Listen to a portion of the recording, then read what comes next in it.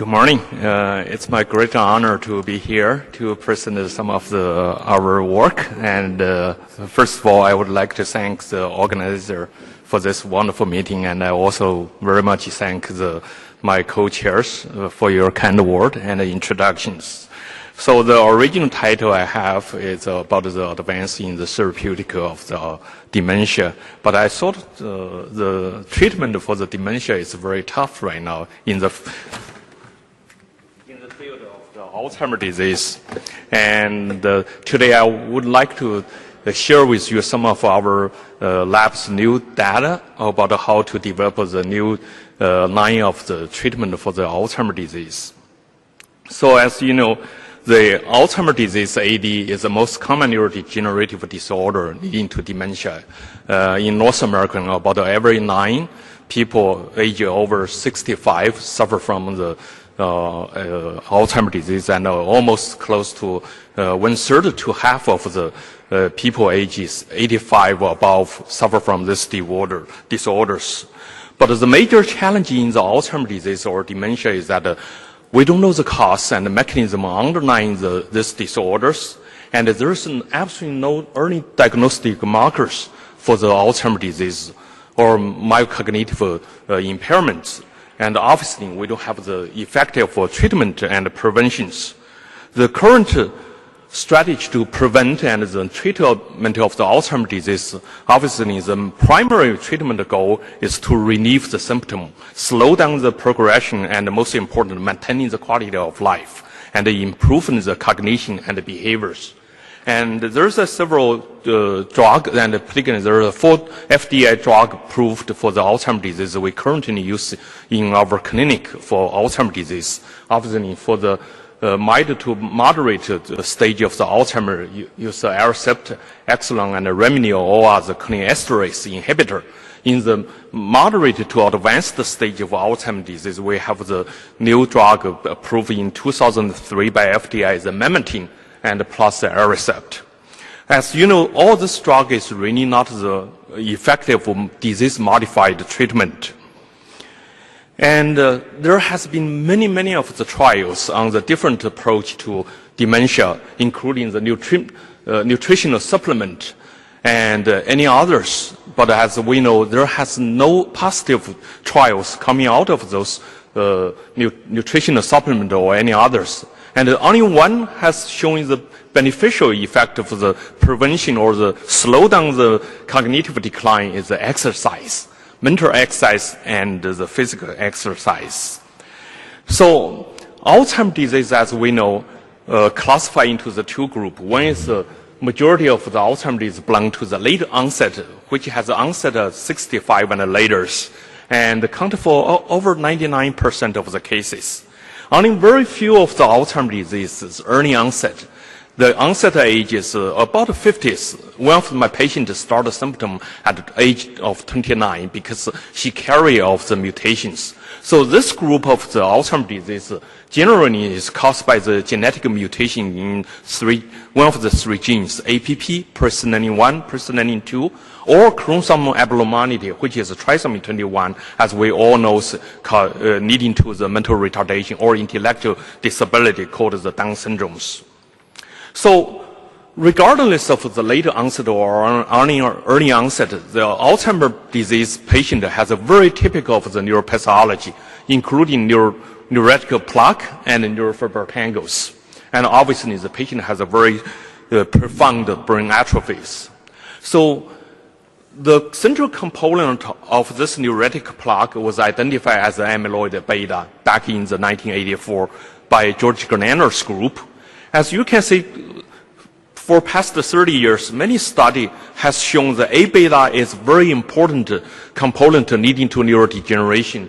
And if you look at this Christopher Jack's papers published in the Lancet Neurology, and one of the most cited papers showing that the A-beta change is the first biochemical change in the Alzheimer's disease brain, following by the tau phosphorylation and then brain structure change.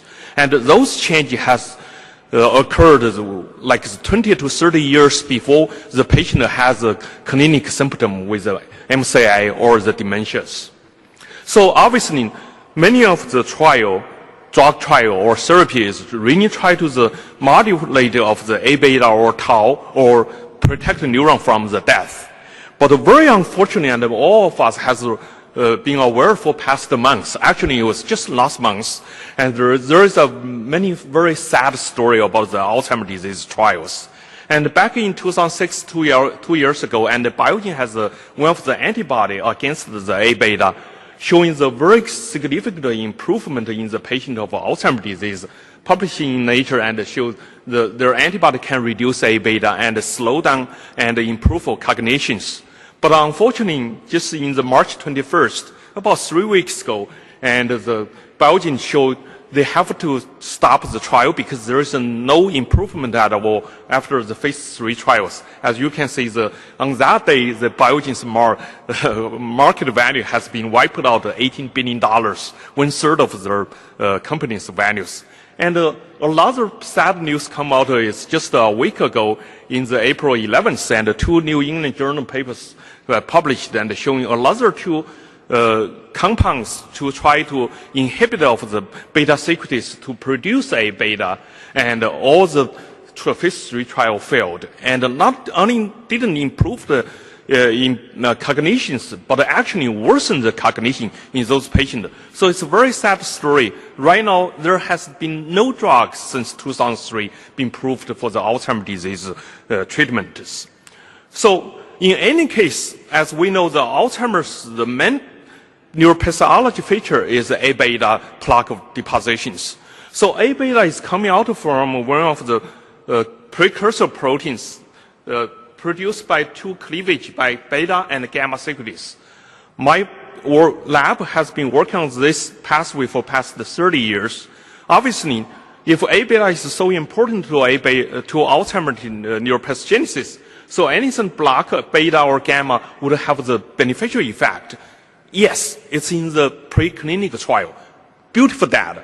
But the only problem is we don't have the successful clinical trials to inhibit of those. I will mention later so why that's the case. So previously, our lab and others demonstrated presenilin is a gamma secretase to produce A beta.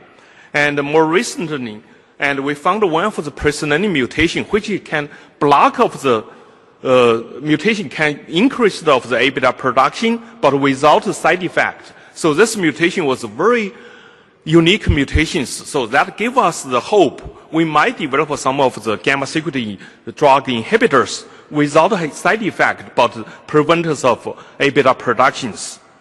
But the beta secretase actually is a very essential secretase to generate A beta. So as I just mentioned, the 2 New England Journal papers, they are focused on the beta inhibitor. But turn out what our lab's work is showing that the beta secretase, the main function is not produce A beta, but produce truncated A beta. And also there is a homolog of a beta secretase called base 2. And we have been heavily work on this base 2. And you look at base 2, actually they have the good side of the secretase because the block of A beta production means that if we can increase of base 2 in the neurons, that might be prevent dementia and Alzheimer's disease. So that indicated if any of the factors or the compounds, no matter it's Mediterranean diet or the Chinese herb or the small molecule chemical compounds, can shift these pathways, it could prevent shift to this pathway could increase of AD pathogenesis, but if you reverse this pathway, you could prevent AD and dementias. So, as I mentioned, on the preclinical animal study, inhibition of the beta secretase is perfect. They can improve the cognition, but not in the clinical trials.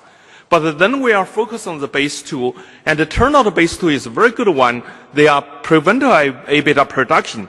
But more recently, what we identified this beta secretase to can cleave one of the new substrate we identified recently called the potassium channel, which is essential for the apoptosis, neuronal death. And what we found is that if we add the base 2 can cleave this potassium channels at 3 different sites. And furthermore, this cleavage actually reduced the potassium channel's activity and prevent of this neuronal apoptosis.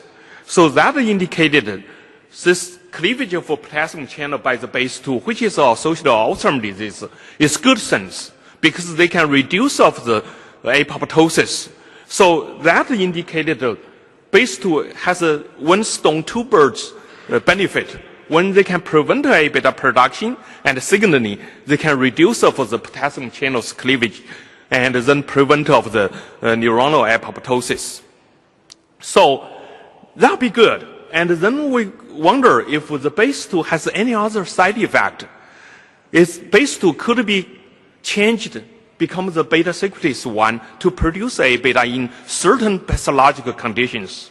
Turned out that's the case. What we found is that the BACE2, the cleavage site is very much of the amino acid dependent. So if there's a mutation in that area, cause the Alzheimer's disease, which will make that BACE2 change, like the mutation in the Flemish or article mutations, they can change BACE2 like the BACE1 to produce more of A beta. So, and furthermore, if we suppression of BACE2 in the transgenic mice, which carry out those article mutation or the Flemish mutation, they can reduce of the plaque. So that indicated, yes, the BACE2 could be functional as the BACE1 in certain pathological conditions. That indicated we have to be very careful if we develop BACE2 as a potential drug to treat Alzheimer's disease. So in any way, I give you a very, very sad story about the current status of the clinical trial for the Alzheimer's disease drug. And none of it is positive since 2003. And also, currently there is many of phase 2, phase 3 trials targeting A beta, tau, and also the NMDA receptors to try to protect the neurons in the AD patient. And as you know, this is one of the articles published about half years ago in Science about the NIH try to increase the funding to the Alzheimer's disease, which is about an average of $2.4 billion annually for Alzheimer's disease, equivalent to whole NIMH's operating budget. So the goal is that is try to in states to cure Alzheimer's disease by 2025, so which is another 6 years left. I doubt that goal will be met in such short time. But in any way, so that shows still we have the very sad situation in the Alzheimer's field. We don't have the good sense drug to treat Alzheimer's disease, but we are certainly want to try. And there is a certainly any of the lung drug prevention could be used for the patient, particularly in the MCI, as I mentioned, in the exercise, both mental exercise and physical exercise, and plus balanced diet. That be certain can be we prescribe to the patient or the earning MCI subjects. So in that, I'll finish my talk, and both BACE2 work is by my former postdoc, who is now the professor at the Beijing's Xuanwu Hospital, Beijing Capital Medical University, and my current postdoc, Dr. Zhang, and who is now being recruited to another university as a